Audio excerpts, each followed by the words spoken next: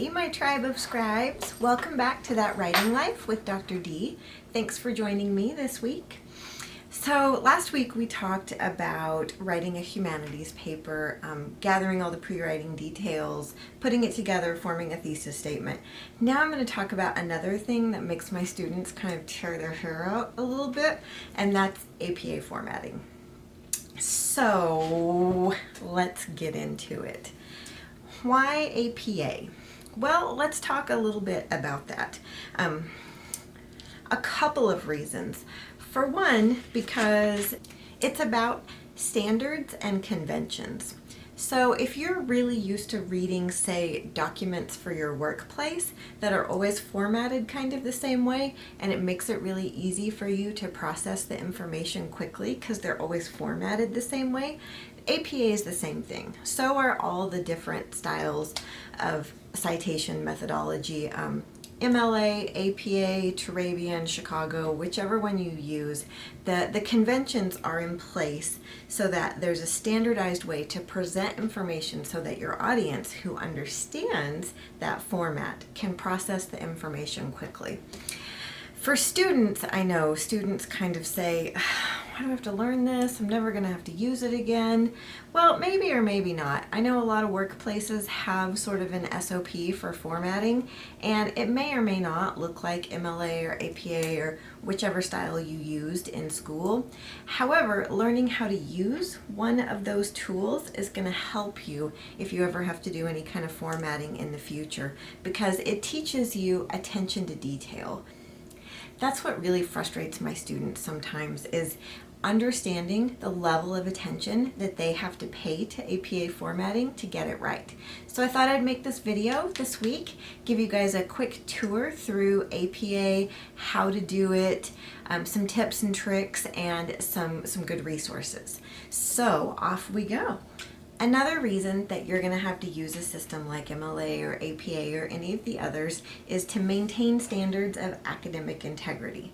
So what does that mean? Well, that means that in academics and in your workplaces and in lots of places in your life, people are going to have high expectations for you in terms of your ethics and your commitment and your honesty. So understanding how to use one of these systems is just another hallmark of that. So if you're a person who really prides yourself on having good work ethic, on being honest, then this is something that should really interest you and that you should really strive to excel at, because all of those things, this is how you manifest them in academics. So the main thing that we talk about at the academic level is plagiarism. Most students have heard of plagiarism because we preach it far and wide in the halls of academics. And plagiarism is, and most student handbooks describe it as the intentional or unintentional use of someone else's ideas and presenting them as though they're your own. So most schools don't have a loophole for, oh, I just didn't understand, I didn't know what I was doing was wrong. So just be mindful of that. So plagiarism is truly, it's the theft of someone else's words or ideas. A lot of my students ask, what if I put their ideas in my own words? Well, that's great. That's called paraphrasing. But remember, plagiarism is stealing somebody else's word for word ideas, or it's just stealing their ideas in general. So even if you take their ideas and you put them into your own words, you still have to give that person credit because it's their idea, even if you translated it into your own words. So think about it if you were at work and you had a really great idea to improve something in the workplace. Well, what if you told one of your coworkers and that coworker said, oh, great idea, and they put it together in a presentation for your boss, but they put it in their own words, they put their own spin on it, and they presented your idea to your boss as their own. Would you be very happy? Probably not. So what if I put their words in quotation marks without a citation because I don't remember how to do it? Well, kids, this is where I'm just going to have to find a hill to die on and say there's no excuse for that, really. You guys all have a smartphone. You guys all have access to something. If you're in school, you have access through your library to resources, or even through the World Wide Web. There are a million resources for APA. So if you forgot how to do it, it's okay. You have all the resources at your fingertips.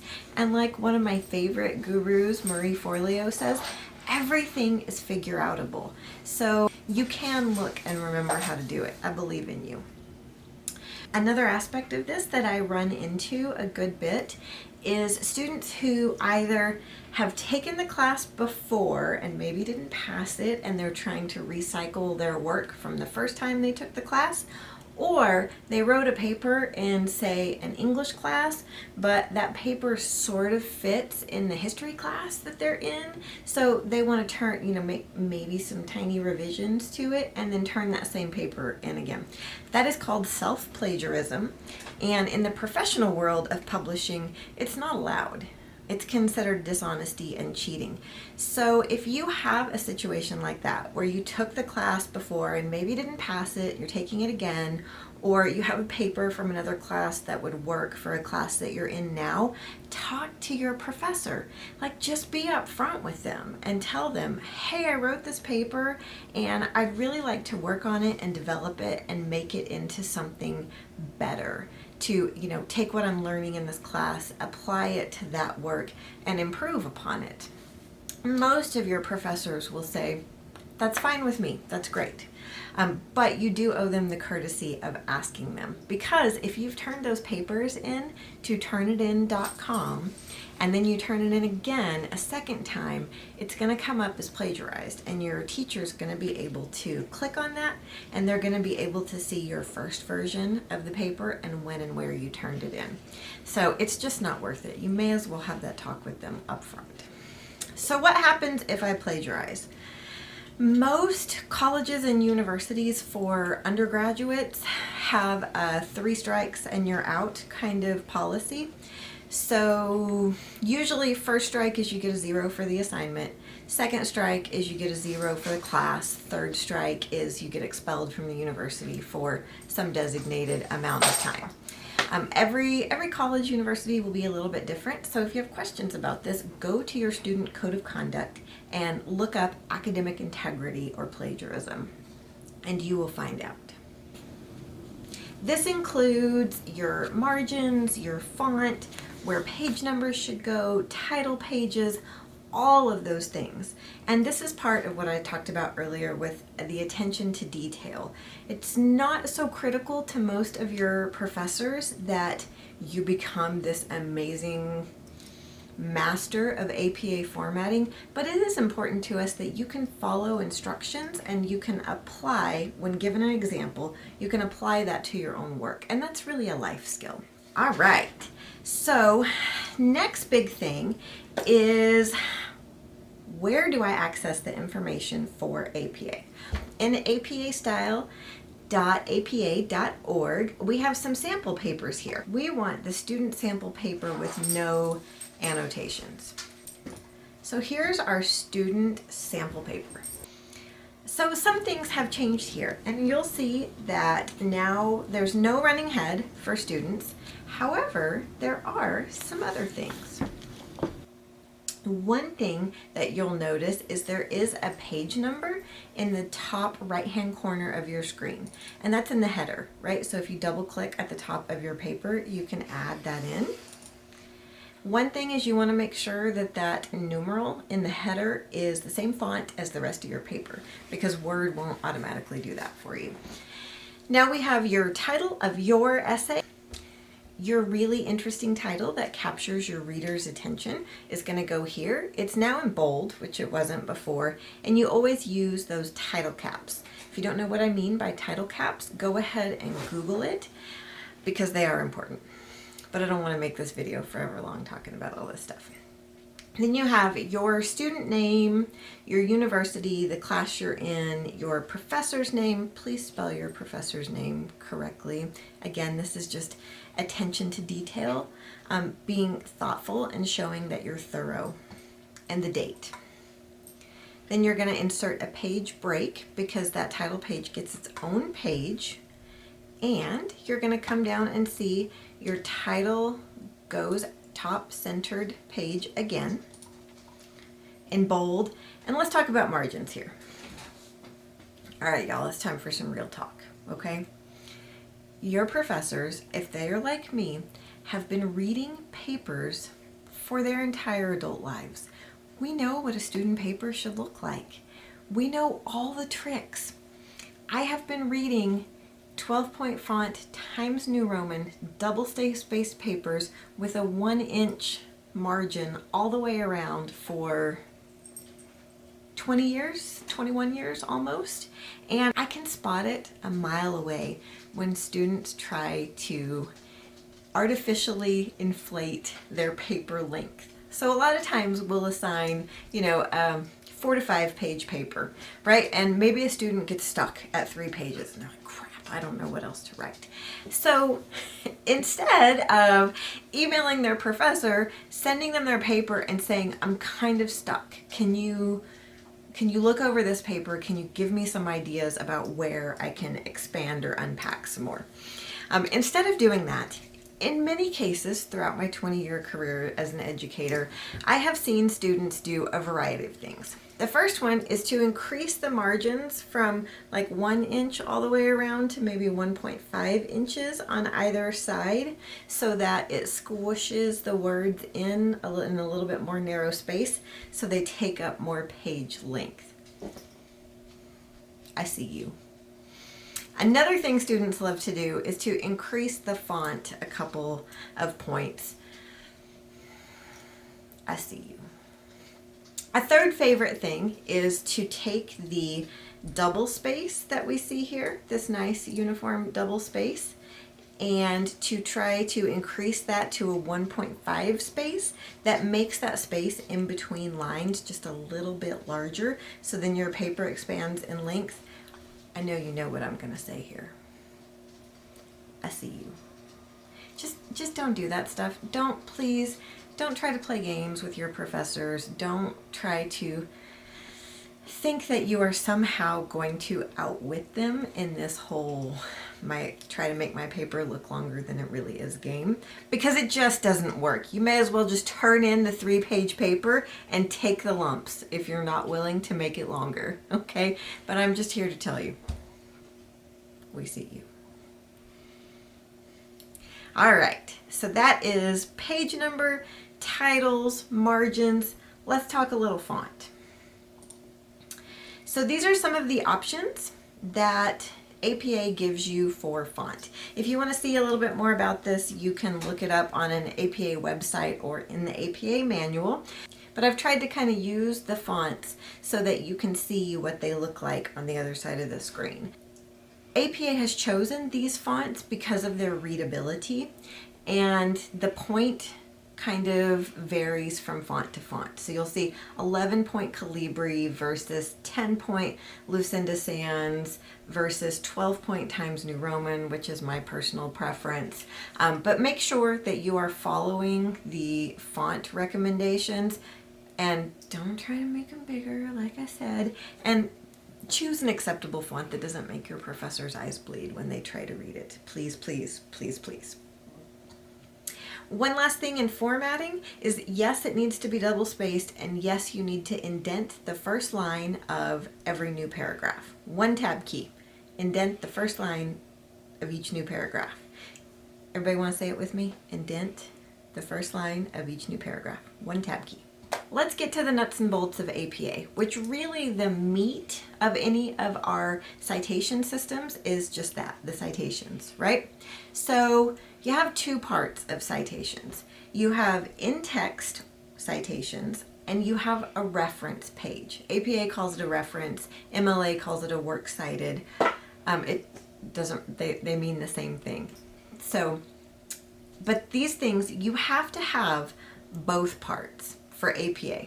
So in APA, you don't put anything in the references page that you haven't cited in the text of your paper, and vice versa.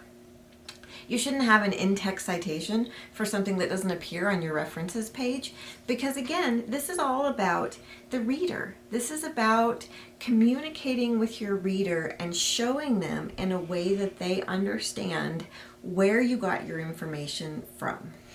So let's talk about these two things. Remember, these two kinds of citations, they're like a pair of shoes. It's kind of worthless to only have one of them. You really need both of them to have a coherent, solid pair. So let's talk about these. The APA book calls them words credited in the text. We're going to call them in-text citations. So when you're doing research or taking notes, this is the first step in making sure you have those citations. So say you have a topic and you're on the internet, you're reading about it, maybe you're taking some notes. So whether you take notes on pen and paper or whether you take notes in a Word document or whatever, make sure you have some sort of system. So for me, when I was writing my dissertation for my PhD, I had the fear of God about any kind of academic integrity violation in my dissertation, right? I'd been in school for 10 years, 11 years at that point, trying to finish this third degree that had been like blood, sweat, and tears through the whole thing. And I knew they were going to run my dissertation through turnitin.com, and just like waking up at night with the cold sweats about, oh my God, what if something were actually to come up in turnitin.com? So I was meticulous when I took any kind of notes. I'm a pen and paper kind of writer typically. So anything that I wrote down that came from another source, I would put it in quotation marks, and then I would write something next to it in parentheses that would just help me to remember what source it came from. It doesn't matter, whatever will help you to remember where it came from. For me, it was usually an author last name and a page number so that I could go back and find that source later when I needed to formally cite it if I used it in my paper. If you are using Word documents and you're taking notes online, that's even easier because you can put your information in quotation marks, or you can highlight it with a certain color, and then you can just copy and paste your URL or your journal article link or whatever right next to it. And I would do this just for me in a really messy kind of way that I understood, just so if those portions of my research made it into my paper, I would have a signal right there in my notes that was a, hey, stop. If you use this, even if you paraphrase it and put it in your own words, you still have to provide a citation for it. And that way I would never get in trouble with academic integrity. So my advice to you would be to develop some sort of system. Again, it doesn't matter what it is, as long as when you're doing research, you're taking notes, you're putting something together for anything that you're turning in an academic environment, that you're gonna know, ooh, if I include this, I gotta cite it. So how do I cite it? Let's talk about that. You have two options with in-text citations. One is called a parenthetical citation, which means, right, it's going to go in parentheses at the end of the sentence, hence the parenthetical. The other one is a narrative citation, which means that you've included that information into your sentence, like you've smoothly integrated it to become part of your sentence. All right, so let's look at these examples. For all of your in-text citations, the basic thing that you're going to have are author, last name, year of publication, and then if you have it, a paragraph or a page number. If you're doing a summary of maybe a whole article, you don't necessarily need to include a page number, but if you're paraphrasing or taking a direct quotation from a specific page, then you do need to provide that information. So just remember that. It's really easy for in-text citations. Author, last name, year of publication, page number if it's a published work, or paragraph number if it's something from the World Wide Web that isn't paginated. All right, so now we know we need to have those three things. So in a parenthetical citation, we're going to include all that information in the parentheses at the end of the sentence. So, for example, on the first page of the novel, Pride and Prejudice, the narrator states that it is a universal truth that wealthy men are looking for wives. So that is part direct quotation and part paraphrase, that sentence. So the information that I need to put in my citation is the author's last name. So the author of Pride and Prejudice is Jane Austen, but we don't use first names or first initials in the in-text citation. So we're going to say Austen, date of publication was 1813, first page of the novel. It's actually the first sentence of the novel. So, and this is, you don't want to include too much information here. Like, please don't put anything extraneous in here, because citations should be as minimal as possible so that they don't interrupt the flow of the paragraph for the reader. So this is really all you want to include. Sometimes my students want to go a little bananas and try to put way more stuff into their in-text citation, but this is really all you need. However, there are some important points to note here. So the first is that the period goes at the end of your citation. Remember, period is a something else that is a signal to your reader, right? It tells your reader something. So if you finish your sentence, you have a period, and then your citation is out here, it's sort of disconnected from the sentence, and it's difficult for the reader to try to figure out, did this go with the sentence that came before, or does it go with the sentence that's about to start? Like, your reader shouldn't have to stop and try to figure that stuff out. And the system is set up so that they don't have to. The system is set up so that they automatically know. It's super easy. So you finish your quotation, put in your in-text citation, period belongs at the end always, because that period joins everything together, right? So from that O, that capitalized letter of the first sentence, all the way to that period at the end, you know that whole sentence goes together. Everything there belongs together. No question. Easy peasy. So a narrative citation is when you want to vary things up a little, and it's kind of the super smooth way to integrate your cited material. So let's see how this one works. On the first page of Jane Austen's famed 1813 novel, Pride and Prejudice, the narrator states that it is a universal truth that wealthy men are looking for wives. So what are the three things again? Do you remember that we have to have in an in-text citation? That's right. Author last name. So in the sentence, I've given you the author's name, Jane Austen. Year of publication, I've told you that it's in Austen's famed 1813 novel, so you have the year. And then I've even said on the first page of the novel, so you know what page number it's on. So it's all in there. It's just written into the sentence to be a part of the sentence so that the whole sentence flows smoothly with all of your information that you need to cite. And you can do kind of a combo thing too. You can say, in Jane Austen's famous novel, the narrator states that it is a universal truth that wealthy men are looking for wives. So there I have the author's name in the sentence, but I don't have the other stuff. So I can use the author's name, and then in my parenthetical citation at the end of the sentence, I can just put the date of publication, comma, and the page number, close parentheses, period. So you can look up different ways to sort of mix the parenthetical and the narrative, but those are the two basic ways that you can include citations within your paper. All right, so now let's talk the other part of citations, which is the reference page. So let's go back to our sample paper. Here we have an in-text citation. We have White, 2000. We don't have a page number. We must be doing some sort of summary. So now let's go to the reference page. And remember, we want to look for the other shoe to this pair. So let's go to the reference page. Remember, references always gets its own page. So see how their paper ends sort of a quarter of the way down, page 9? Do they just like hit the enter key a couple times and start the references? Nope. Nope. It's a page break. References always gets its own page. So it has the page number 2 in the top right hand corner because it's a part of the paper. It shouldn't be a separate document. References is typed, centered, and placed in bold.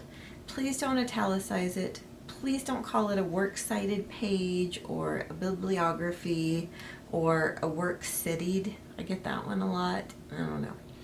And now let's look for white, right? Because we're looking for the other pair in our shoes. And do you see how everything is organized with what we call a hanging indentation? A hanging indentation is the opposite of a regular paragraph. So, in a regular paragraph, you indent the first line and subsequent lines are flush against that left margin. It's reversed for your references page. See how the first line is flush against the left margin, and then every subsequent line in that citation is indented. Now we want to look for white, right?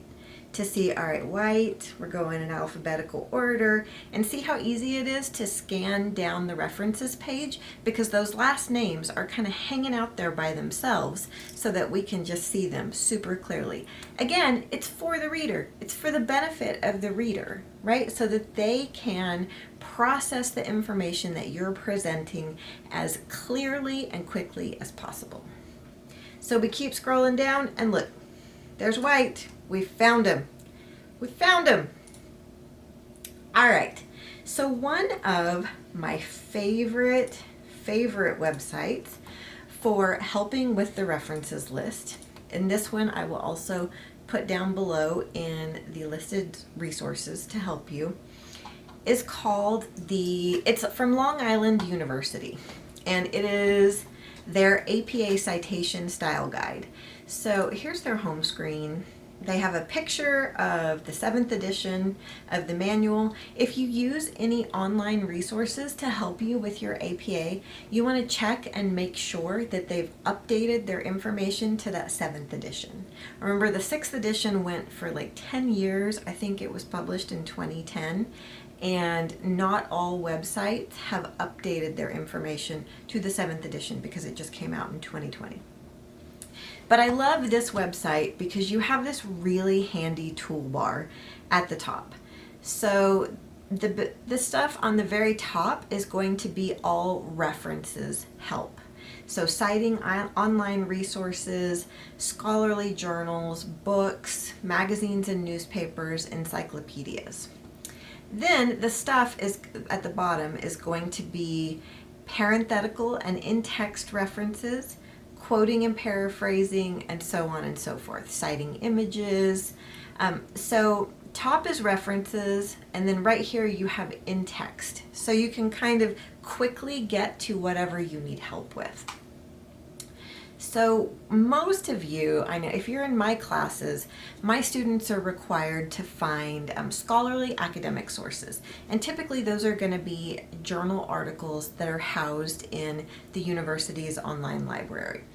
So we are going to go to citing online resources, and they give you kind of some general tips here, and then we are going to scroll down and look at these different bolded options. Scholarly journal from an online periodical, and you have a couple of different options here. So a DOI is a digital object identifier. Most of your online libraries will provide a DOI. It's just a identification number that comes with your article that you're looking at. But what it tells us is that you are going to cite as you would a print journal, and then you add enough information for others to locate the electronic resources. Because I know y'all are tired of hearing me say it, but again, this stuff is for your readers, right? So that they can go find this information.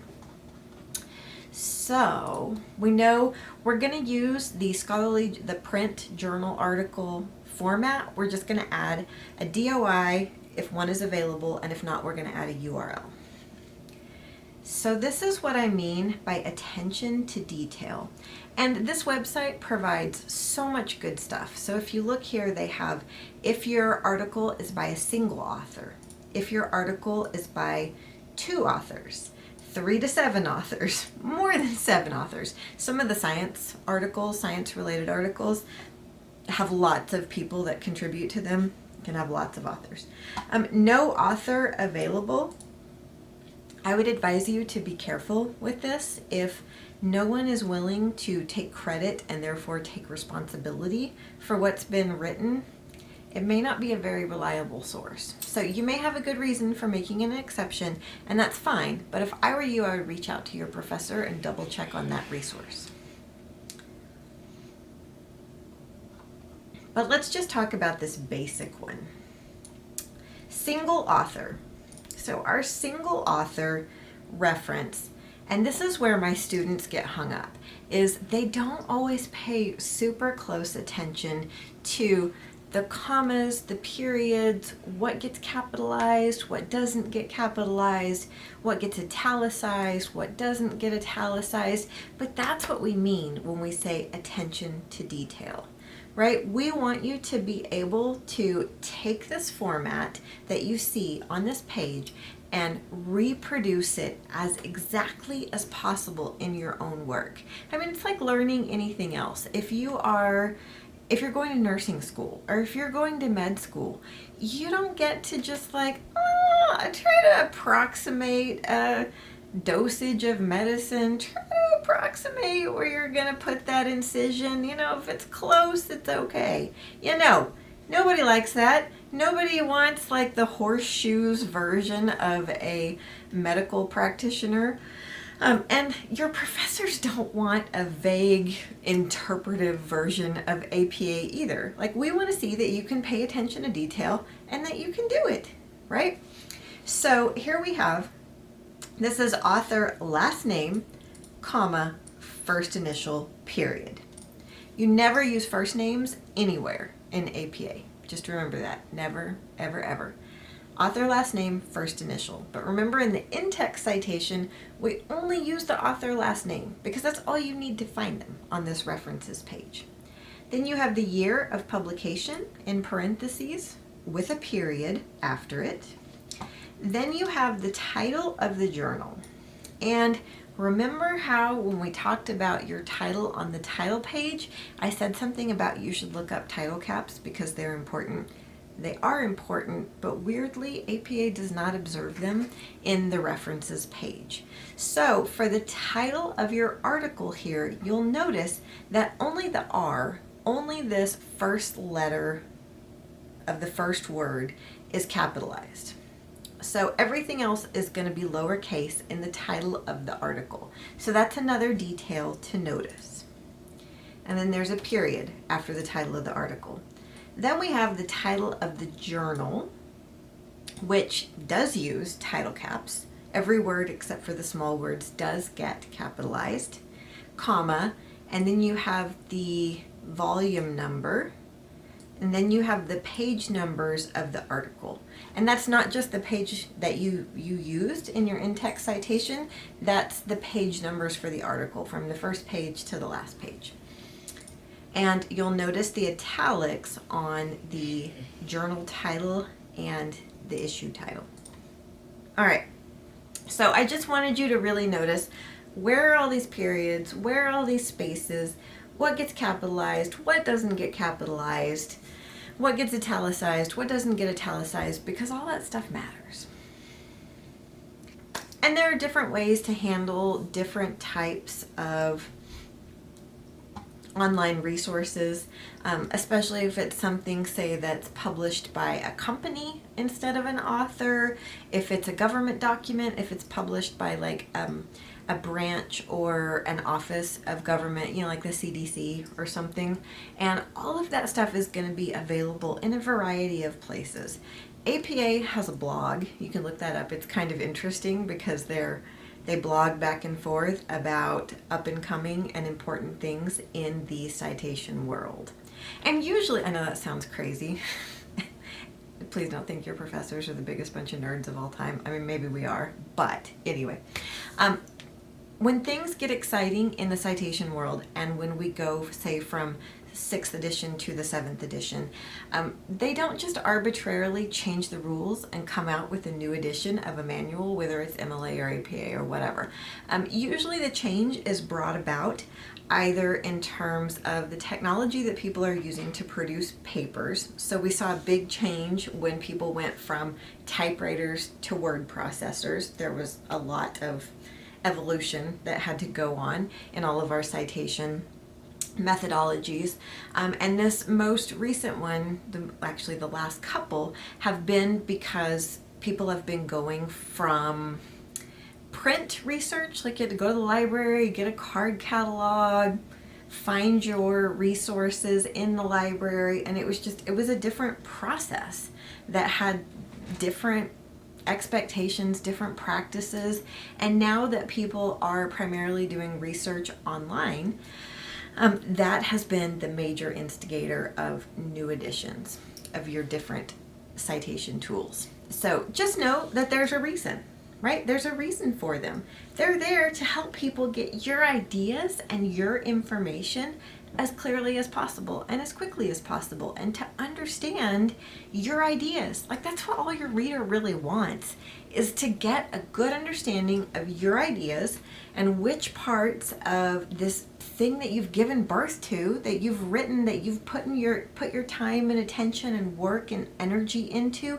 Your reader just wants to have a genuine understanding of which parts of that are your own ideas and which parts are ideas that you've considered from other people that have influenced you, but you want to give them credit for their own original work, right? I know students often think like we just have all this arbitrary stuff that we expect of you and want from you, but it's really not arbitrary. We're really not trying to punish you or impose our academic English teacher malevolence on you. We're really just trying to teach you that integrity is important in everything that you do, and we value you and we value your integrity. We value our own integrity. We want to protect it, and we want to teach you how to do the same. We also really value your ideas. We want to hear them. We want to read them. We want to understand them, because you guys have really good ideas. But it's hard for us to be able to focus on those ideas if we're really distracted by the fact that the paper's not formatted correctly and the information's just everywhere, and it's hard to understand who's doing what and who's saying and thinking what and where things are coming from. And it's kind of the same thing with grammar. You know, we really want to understand your ideas, but it's really distracting if the grammar's bad. Anyway, but so that's my spiel on why APA is important. One last thing, let's talk about what exactly should you cite. Now, granted, being careful is better than not, but these are sort of the typical rules that you should follow. So everything, just kidding, not really, not everything. I don't want to read a paper that has a citation after every single sentence that just looks like a patchwork quilt of other people's words cobbled together into something. What you do want to cite are direct quotations. Anytime you take anything word for word from a source, you definitely want to cite that. No question. Paraphrase material, we talked about this earlier. When you take somebody else's ideas and you put them into your own words, you still got to give them credit. And summaries. So these are the ones that don't require page numbers. You're quickly summarizing somebody else's whole article or whole book or whole website or whatever. So things that you don't need to cite are what we call common knowledge, commonly known information. This is stuff that you can find on lots of websites. So for example, we are in the process of wrapping up the presidential election. It's November 2020. And so facts would be how many electoral votes did each candidate receive, right? Something like that, that's going to be information that's going to be found on lots of different websites and resources. You don't have to cite that unless you take something sort of longish and word for word. That would be a direct quotation. And facts. Those aren't ideas that are proprietary. Those are ideas that belong to everyone. Does that make sense? So this is typically stuff that you find in dictionaries, unless it's just a really specialized dictionary. Again, if you take it word for word, though, you'd still need to cite it. Encyclopedia, scientific facts, things like that. If it is a study someone else has done, you do need to cite those numbers because that's work somebody else has put in to gather that information and make ideas out of it. But just know that generally common knowledge, stuff that appears in several different books or newspapers or websites or whatever, doesn't need to be cited unless you take something word for word from that source. And facts, because those aren't ideas that belong to anyone. Remember, the whole point of this exercise is that we just don't want to steal from other people. If other people have had a good idea or they've said something amazing, we want to give them credit for that. And you don't really have to give people credit for a fact. Okay, so I hope this has all made sense. I hope APA is a little bit less murky for you. If this was helpful at all, please hit the thumbs up, the like button. Subscribe if you want to get a weekly update. I do both academic type videos and I also do writing type videos, sometimes product reviews and book reviews. So anyway, it's been wonderful to spend this time with you guys. Thanks so much, and I'll see you next time.